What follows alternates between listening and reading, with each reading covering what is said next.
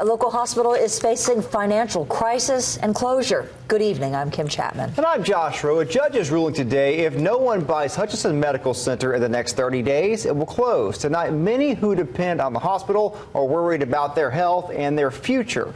Brittany Nicholson joins us now with their stories. Brittany.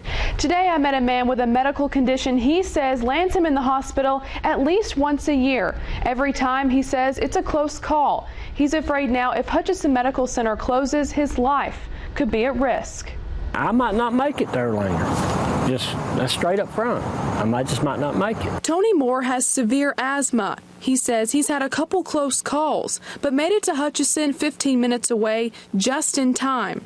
But when he can't make it to Hutcheson, he always goes to Erlanger. Certain times of the year, I have to get to the emergency room and I have to do it quick.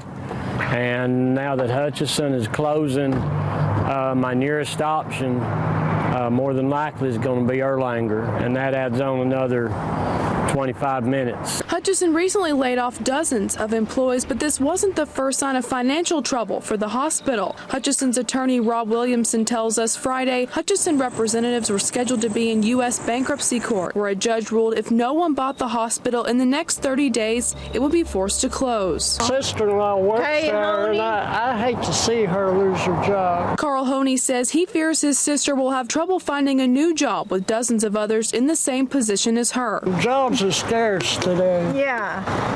I mean, people got to put food on the table. I guess they can draw unemployment, but it's coming up on the holidays. What are they going to do? It's going to be bad. Moore says his hope is someone will come in and bring jobs and health care back to Fort O. I would like to see somebody buy the hospital, turn it around into a money-making proposition so the people in this area can actually have a hospital close. Hutcheson's attorney says Maybrook Healthcare put in a bid for the hospital, offering $7.2 million. Kim. Brittany, thank you. And this is the latest development in a long history of financial troubles for the hospital, lasting seven years. In fact, in 2008, Hutcheson cut emergency services to Catoosa, Walker, and Dade counties. In 2011, the CEO, CFO, and several board members resigned. An audit showed the hospital was $35 million in debt. 75 employees were laid off. A deal that would allow Erlanger to help Hutcheson is finalized. Then in 2012, Hutcheson and Erlanger fire 115 more workers. Erlanger also offers employee buyouts. In 2014, Erlanger files a federal lawsuit saying Hutcheson did not keep its part of the agreement. Hutcheson countered, saying Erlanger mismanaged the hospital. There were several public hearings to save Hutcheson.